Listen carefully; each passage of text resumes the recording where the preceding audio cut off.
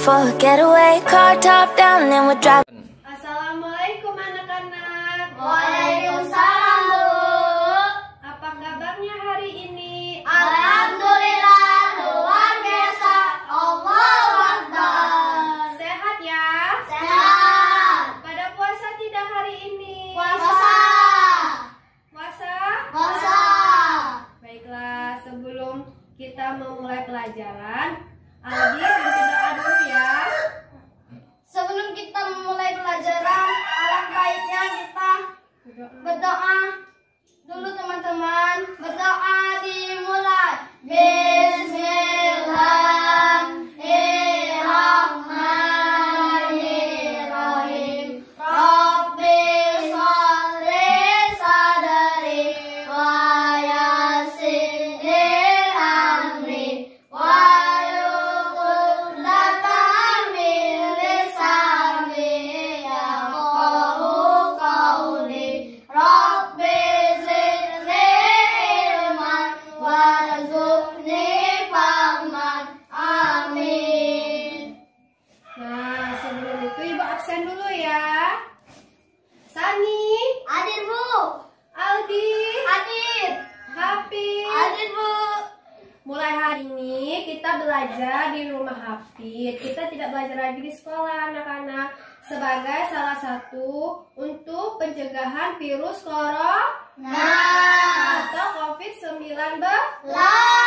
Jadi ibu mulai hari ini mengajarnya dari rumah ke rumah. Contohnya di rumah Hafid, belajarnya pun dikelompokkan seperti di rumah Hafid, yaitu ada Aldi dan Sani. Ada yang tahu tujuan pembelajaran hari ini? Udah tahu. Tujuan pembelajaran hari ini untuk mengetahui keberagaman di Indonesia, menyikapi keberagaman sesuai dengan sila-sila Pancasila, mengidentifikasi lambang simbol Pancasila beserta artinya, dan mengidentifikasi lambang simbol rambu-rambu lalu lintas beserta artinya. Sebelum memulai pelajaran, Ibu ada sebuah game. Jadi turuti perintahnya dalam game nanti ya. Ya.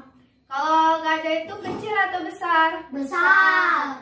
Kalau semut? Kecil. Gajah besar. Besar. Tangannya kalau semut kecil. Nah, sekarang dibalik ya. Kalau Ibu bilang gajah itu besar tapi tangannya gini. Gajah besar. Semut kecil. Nah, kita mulai ya. Mulai dari gajah, semut, gajah. Gajah kecil. Salah. Coba Hafiz sebuti agama yang Hafiz ketahui. Islam, Katolik, Buddha, Hindu.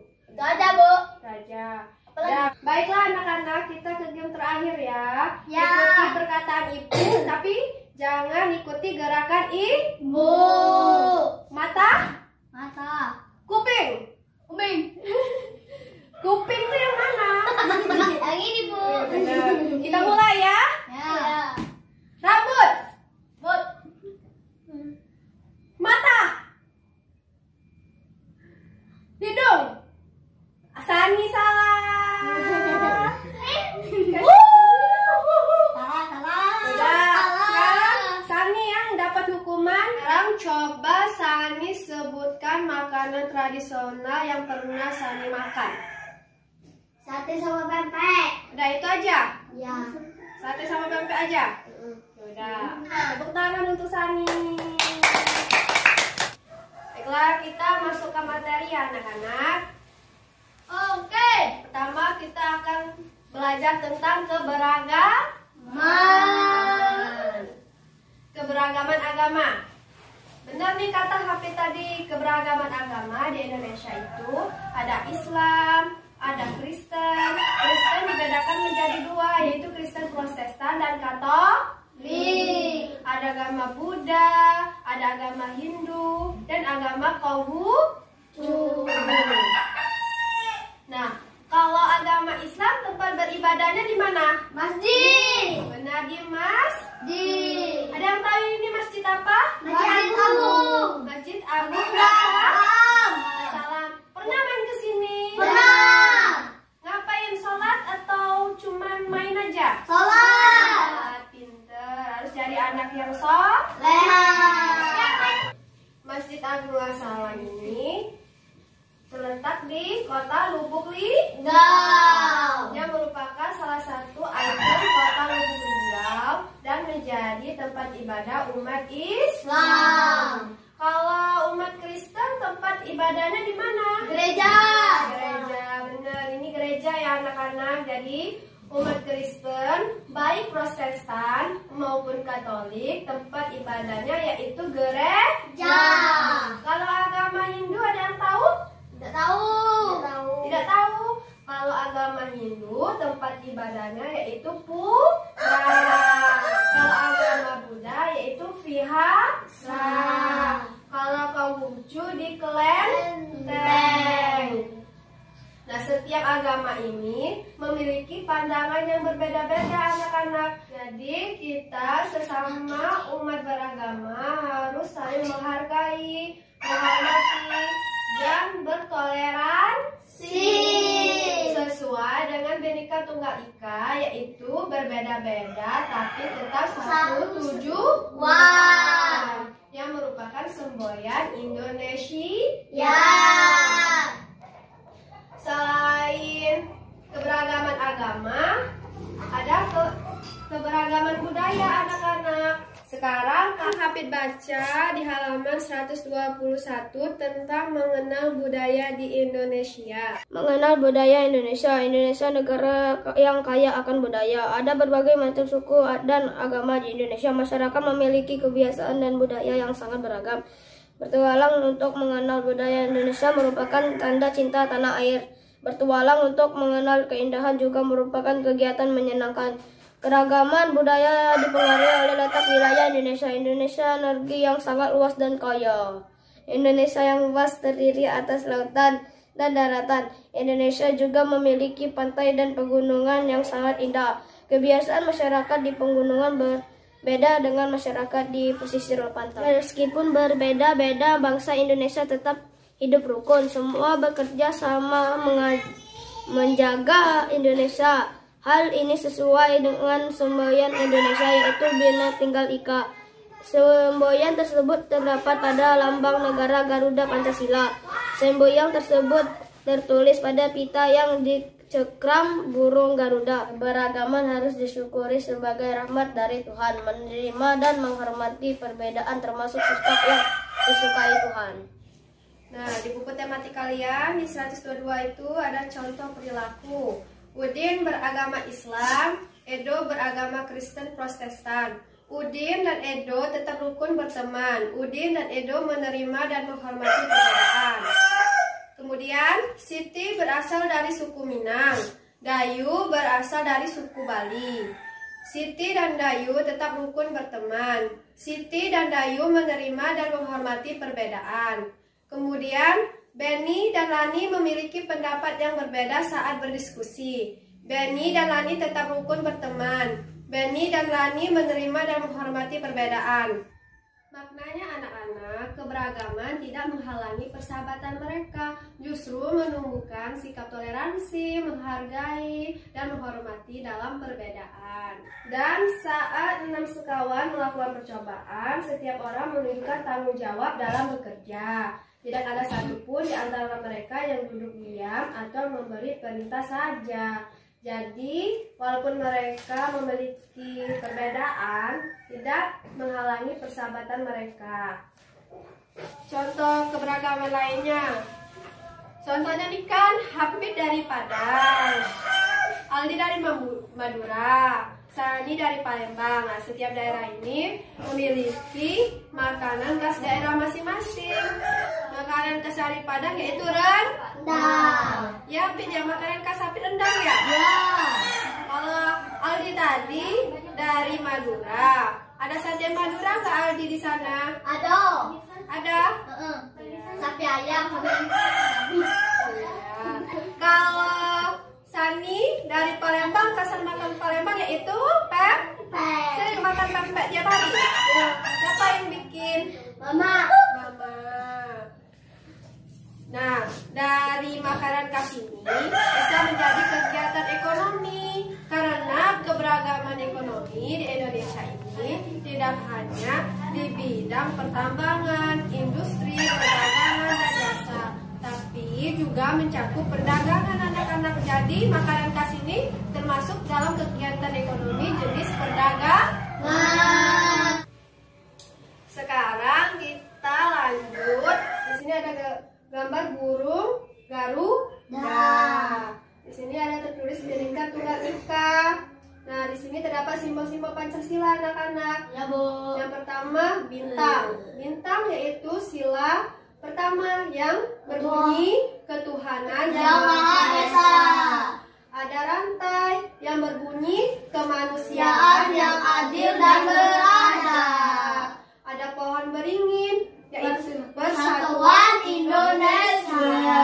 Ada kepala banteng yang bunyi silanya yaitu kerakyatan yang dipimpin oleh hikmat kebijaksanaan dalam kemusyawaratan perwakilan. Nah, di sini ada padi dan kapas yaitu sila kelima yang berbunyi keadilan sosial bagi seluruh rakyat Indonesia. Nah, anak-anak, kita harus menyikapi keberagaman di Indonesia sesuai dengan sila-sila Pancasila. Contohnya, kita harus saling menghargai antar umat beragama sesuai dengan sila yang pertama, yaitu ketuhanan yang Maha Esa. Kemudian, kita harus bersikap adil dan beradab meski kita berasal dari suku yang berbeda sesuai dengan sila kedua, yaitu kemanusiaan yang adil dan beradab. Kemudian, dengan keberagaman budaya di Indonesia tidak membuat perbedaan namun justru mempererat persatuan. Sesuai dengan sila ketiga Pancasila yaitu Persatuan Indonesia. Kan banyaknya keberagaman di Indonesia, banyak pula pandangan yang berbeda-beda. Anak-anak, untuk itu kita harus bermusyawarah untuk mengambil keputusan sesuai dengan sila keempat, yaitu kerakyatan yang dipimpin oleh hikmat kebijaksanaan dalam pemusyawaratan perwakilan. Dan kita harus adil terhadap sesama, saling menghormati, menghargai, dan bersikap toleransi dalam perbedaan sesuai dengan sila kelima, yaitu keadilan sosial bagi seluruh rakyat Indonesia. Kemudian kita ke materi selanjutnya ya anak-anak. Kita mengenal simbol dan arti rambu-rambu lalu lintas. Nah, jika simbol gambarnya seperti ini, artinya jalan licin. Apa anak-anak? Jalan licin. Nah, kalau jika simbol gambarnya seperti ini, berarti tebing longsor. Apa? Tebing longsor. Jika gambarnya seperti ini, simbol gambarnya seperti ini berarti dilarang parkir. Apa? Dilarang parkir. Jika simbolnya seperti ini, jalan berbelok. Jalan berbelok. Nah, kalau simbol gambarnya seperti ini, lampu lalu lintas artinya. Lampu lalu lintas. Jika simbol gambarnya seperti ini, berarti dilarang masuk. Dilarang masuk. Jika simbol gambarnya seperti ini, berarti hati-hati. Hati-hati. Nah, jika simbol gambarnya seperti ini, dilarang berhenti. Dilarang berhenti.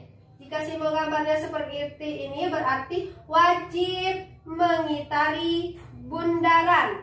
Wajib mengitari bundaran. Jika simbol gambarnya seperti ini, artinya persimpangan. Persimpangan.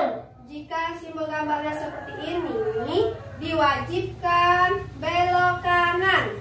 Diwajibkan belok kanan. Dan yang terakhir, jika simbol gambarnya seperti ini, ada tanda panah ke atas, ada tanda panah ke bawah, berarti artinya lalu lintas dua arah. Lalu lintas dua arah. Bagaimana, sudah mengerti anak-anak?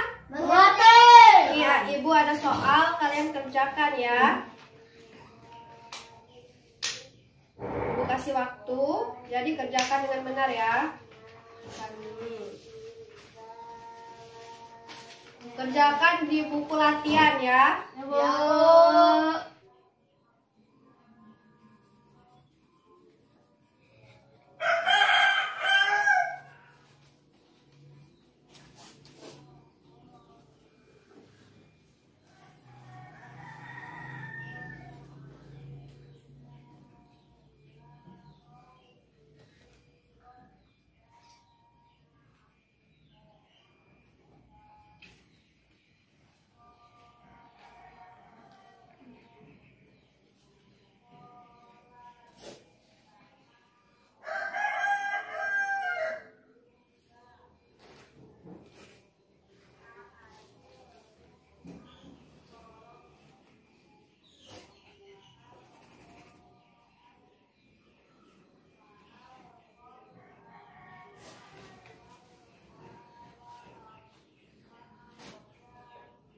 Sekarang kumpulkan tugasnya ya anak-anak. Waktunya udah habis.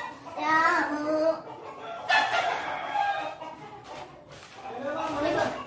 Ada tadi, Bu.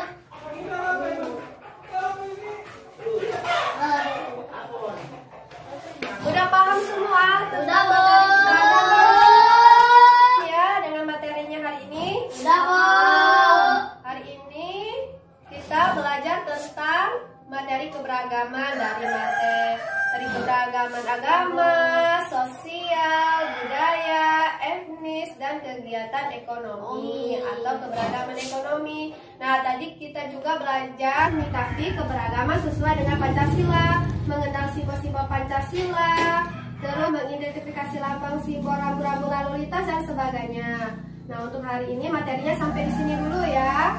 Ibu akhiri, wassalamualaikum warahmatullahi wabarakatuh. Waalaikumsalam warahmatullahi wabarakatuh. Car top, then on with car drop, on with long top, then on with long linen. In my car top, then on with car drop, on with long top, time with long linen. No way, can't you see?